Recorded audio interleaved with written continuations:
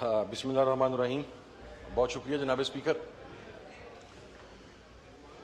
जनाब स्पीकर, सबसे पहले तो मैं हमारे वो तमाम अराकीन जो बहुत एक्टिव थे और उन्होंने कमेटीज़ में एक्टिव रोल प्ले किया, आपने उन्हें अप्रिशिएट किया, तो I appreciate your positive gesture.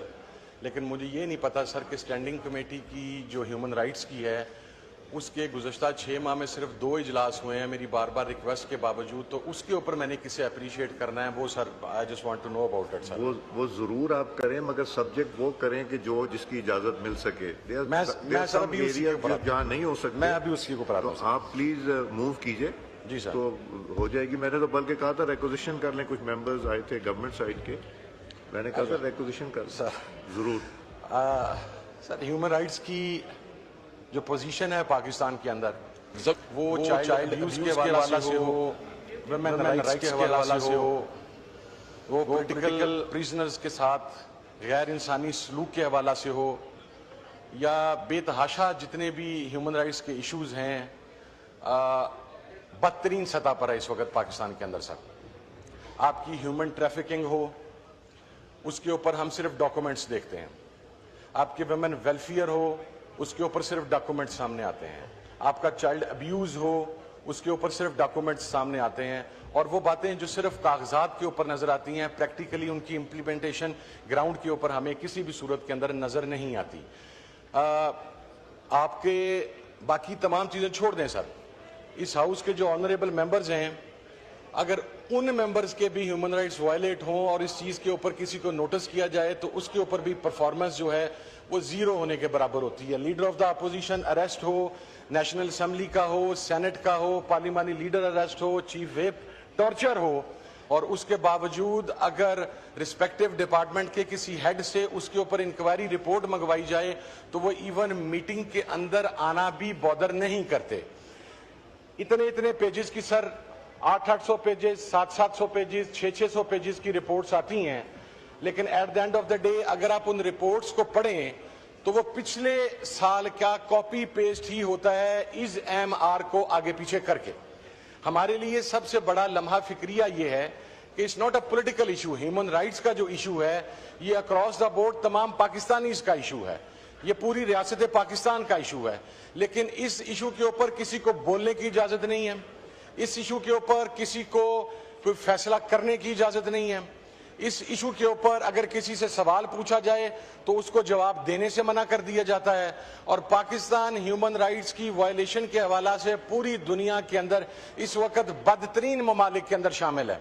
मैं सिर्फ ये बात कहना चाहता हूं सर कि ये ट्रेजरी बेंचेस हैं, अपोजिशन बेंचेस हैं, ये सिलसिला आगे भी जारी रहना है, लेकिन ये स्टेट की रिस्पॉन्सिबिलिटी है, हुकूमत की रिस्पॉन्सिबिलिटी है कि वो पाकिस्तान के शहरियों के जो गिवन राइट्स हैं, जो फंडामेंटल राइट्स हैं, जो आईने पाकिस्तान ने उन्हें मुहैया किए हैं, उनको प्रोटेक्ट करे।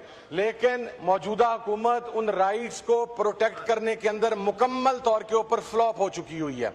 मौजूदा हुकूमत कोई रिपोर्ट देने के लिए स्टैंडिंग कमेटी को तैयार नहीं है।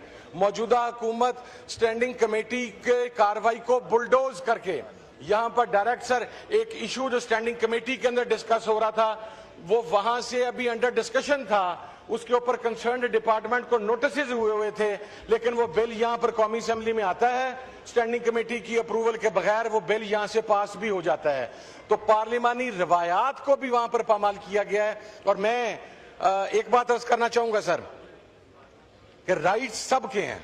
आपने ये कहा कि मैं एजेंडा वो रखूं जिसके ऊपर मीटिंग हो सके, तो सर 26 नवंबर को तो जो मैसेकर हुआ था उसके ऊपर मैंने रिपोर्ट मंगवाई थी कि मुझे रिपोर्ट पेश की जाए।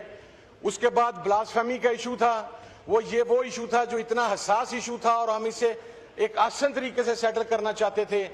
उसके बाद सर जो पॉलिटिकल प्रिजनर्स हैं उनके साथ जेलों में जो सलूक हो रहा है, फिर जेल मैनुअल्स जो हैं, हमने हर वो चीज मंगवाई जिसके अंदर ह्यूमन राइट्स वायलेशन थी सर, और ये तमाम चीजें पीटीआई से रिलेटेड नहीं थी। हमें तो इवन जेल का विजिट करने की इजाजत नहीं दी गई, कोई चीज हम तक नहीं आने। और फिर कहा जाता है कि ये रिवाइज्ड एजेंडा जारी हो गया। सर सबसे बड़ा क्वेश्चन ये है कि स्टैंडिंग कमेटी के चेयरमैन की मर्जी के बगैर उससे कॉन्फिडेंस में लिए के बगैर ये रिवाइज एजेंडा कौन जारी करता है और कैसे जारी हो सकता है? सर, अगर ये चीजें मैं वहां पर डिस्कस नहीं कर सकता, जो कमेटी के मेंबरान, तमाम मेंबरान ने यूनानिमसली उस पे एग्री करके नोटिस किया है, तो उसके बावजूद अगर ये चीजें हम नहीं कर सकते तो फिर क्या फायदा है? सर, फिर तो आप इसको ह्यूमन राइट्स के चैप्टर को क्लोज कर दें पाकिस्तान के अंदर। आज हमारी बारी है सर, लेकिन मैं ये कह रहा हूं कि सर आज हमारी बारी है। आज इमरान खान जेल के अंदर सफर कर रहा है, आज शेख मखदूम शाह महमूद कुरैशी जेल के अंदर सफर कर रहा है, आज इजाज चौधरी जेल के अंदर सफर कर रहा है, आज डॉक्टर यास्मीन राशिद साहबा जेल के अंदर सफर कर रही हैं, आज हमारे बेतहाशा पॉलिटिकल वर्कर्स जेल के अंदर सफर कर रहे हैं। हम नहीं चाहते कि कल ये बारी किसी और की हो, लेकिन आज भी अगर आप उन चीजों को सुनने के लिए तैयार नहीं हैं, उन पर अमल दरामद के लिए तैयार नहीं हैं, तो मेरा ख्याल है कि this is the best example कि पाकिस्तान की डेमोक्रेसी के अंदर कौन सी चीजें प्रेसिडेंट सेट किए जा रहे हैं और फिर अगले आने वालों से किसी पॉजिटिव चीज की तवक्को रखना यह सरफजूल होगा। और आखिरी चीज मैं अर्ज कर दूं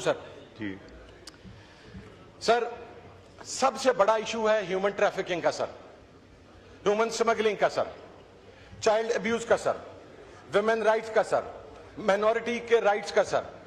सर, मैं कह के थक गया हूं, लेकिन बट ऑल ड्यू रिस्पेक्ट मेरा नहीं ख्याल कि मौजूदा हुकूमत उसके ऊपर कोई भी अमल करने के लिए तैयार है या इन बातों को सुनने के लिए तैयार है। पाकिस्तान के हर शहरी की, अब वो बेशक पार्लियामान का मेंबर हो या एक रेडीबान मजदूर मेहनत कश हो, उसके लिए इस मुल्क के अंदर कोई ह्यूमन राइट्स अवेलेबल नहीं है। With all due respect I have to say that, and it is very unfortunate that this is been happening in Pakistan.